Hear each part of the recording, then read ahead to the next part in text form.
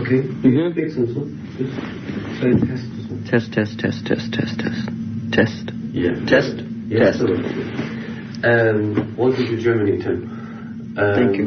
Can you do me a favor just to talk a little bit about the roots you're coming from? To let the people know who don't know your name, because normally they listen to Tim Buckley, they listen to, I don't know, Slade or what the hell they're listening to tell a little bit about yourself. Well, let's see. And from the very beginning, you don't want to go all the way back. Well, the kind of music I play depends on melody and lyrics. Right. And, like 12-string guitars. Yeah, I always have a good band with me. Mm-hmm. And, Jesus, to describe it, I don't know. It's just dealing with things that everybody does every day, nothing real special. But you're folk music influenced, aren't you? Well, that's where I started, yeah. Right. With whom did you start? With what other musicians? Let's see, Van Dyke Parks, and Billy Mundy and Jim Fielder and a few other people like that. That was the first band we had. You're in America popular for more than 10, no, well, let's say 8 years? About 8 years. Right. That's, how long are you on the scene now, in that business? 8 or 9. 9 years? Mm-hmm. And you had connections with other groups? Whom did you influence? Well, I don't know who anybody knows if they've influenced anybody, but people like Blood, Sweat and Tears have done my songs, stuff like that. Blood, Sweat and Tears? Mm-hmm. The first 3 or 4 albums, they did a few things of mine. Mm-hmm. And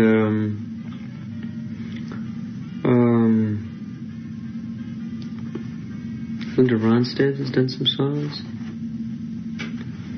Little things like that. Right. And the new album, which is just coming out here in Germany, I've just listened to. Can you talk a little bit about that? What would you like to know? Since you just heard it. Can you talk a little bit about it, where you produced it, or with whom, or maybe a song you personally like very much, or have any relation? Well, it's the first album that I did anybody else's tunes, and it was fun doing that for a change. I like doing Dolphins and a few of the other tunes I did. Dolphins was a song that I wanted to do for a long time.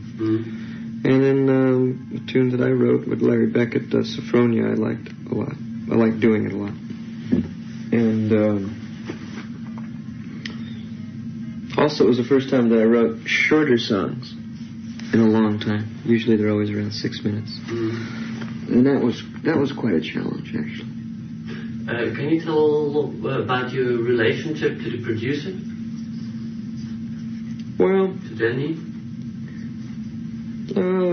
Not much other than getting the music right. I mean, I never... it's hard to get an artist-producer relationship happening because a lot of producers would like a artist to become a puppet of theirs, a creation of theirs, Svengali and the Mouse or something. And it just doesn't work in my case. It's just his job to get down what's happening in the studio.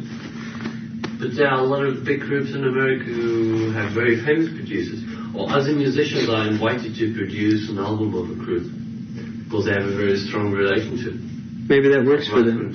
Maybe that works for them, but not. Does it work for you? No, it's just a matter of what I'm doing. It's just a matter of getting it down and as clear as possible. But you think a person who has a very strong relationship to you, who knows you, let's say, for a couple of years, and who did a lot together with you, it's easier for such a person to produce one of your albums than to have a producer to whom you don't have any relations. I think friendship ceases to become important unless it's making it in the music. If it doesn't make it musically, then it doesn't matter how long you've known the person. You know, it's nothing subtle, you know, that happens between a producer and an artist. Either they have a good understanding or they don't, you know. And there's some artists that really need to be told exactly what to do, and they need to be coached into getting out any passion at all. What most producers try to do with me is harness back any of the passion or any of that stuff, which to me makes music. So most of the time I don't. I only enjoy producers who let me play music, because that's the way it's going to be better known anyway. You know, they always, I don't know. With some people, I guess it works, you know, but with me, it doesn't work that well that way. Another thing, you're very... I mean, can you think of somebody telling B.B. King how to play the guitar? No. You know? But there is a producer somewhere who would try to do that. Well, they did it with Ray Charles, and terrible things came out of that. Yeah. It was these string arrangements and all that rubbish, you know. I remember these times, Ray Charles, you didn't even hear his voice anymore. Yeah. Just background chorus and terrible. But I tell you another example. I worked for a blues musician, for Alexis Cornet, and he played for more than 4 years together with a guy from Denmark, who was a very good friend of him. And then, now, just last year, he invited him to produce his new album. And this new album is fantastic. Yeah. Really incredible. And it's just because this Danish guy, knows Alexis so well. He worked with him for more than 4 years. And, you know... Or he wrote with him. He worked with him, yeah. He wrote? He wrote the songs and all these things. Oh, well, see, that's different than a producer. Usually a producer doesn't do anything. Just sits and he has these opinions. And he that usually isn't a good writer. He just says that he knows what's good. So, and usually he can't arrange. He calls him somebody else to arrange. Now, if the cat can write, then that's a whole other ball of wax. In fact, probably the best producers are musicians who don't have any interest in the group at all, but other than objective, you know. That's different. But just merely being friends with somebody doesn't make it. They have to know music. Another thing is, you're very popular in America. You were here about 6 years ago, 68. You were here in Europe, in Germany for the first time, and you never worked very hard on the German market. Well, first of all, it's hard to get over here. It's hard how people become famous in America is not so much through like radio or the top 40 thing. I mean, that's almost a shot in the dark. I mean, but the thing is that you can work a lot and build up a following just through live appearances. But to do that here would cost a small fortune. I mean, it would just... So I think what I'm doing now is just through promotion and personally showing up and doing all this stuff, that it's probably equivalent to playing club dates in all these places that I've never played before. There are some places that I can go and do a concert in Europe, but I wanted to play a lot of different places. I just didn't want to play a certain, like maybe 6 cities. I could... It wouldn't be too much fun because I want to stay here longer. But you cannot earn enough money here. Huh? Well, I will be able to in the fall, since of all the work I've been doing the last 2 weeks. I'll be able to play a lot of different towns, whereas before I wouldn't have been able to.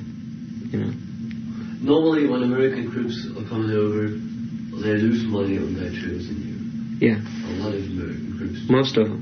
For example, Plus What It Is, just an example. 9-piece band with all the equipment and all the people traveling. Nothing. Takes a lot of money. Yeah.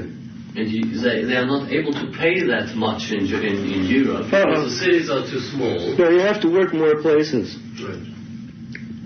Isn't that funny? If you play in America, you play to an audience, let's say, normally 5,000 or 6,000 or 4,000, and here you have 1,000 or 1,100, just like club gigs. very small. Yeah. But also your albums are not easy to get in Germany. You know, people. Well, I can understand that since the craze is pretty much. I don't know who determines how things are done here, but mostly I think the last few years the glitter groups from England and have been probably more popular than anything else, Right. because England has been able to focus most of their attention on Europe and saturate the market and not let any American groups happen. But I'm sure that if Germany saw Curtis Mayfield or something like that, I mean, they'd like him. Because he's a lot more honest and a far better musician than most of the English groups. Do you think and I Curtis think Mayfield is an honest musician? Yeah. Yeah? Shall I take it? Yeah. Or Tim Buckley uses a flag? Oh, hang on. Rosa from... Okay, I'll be right down. We'll be right down. Okay.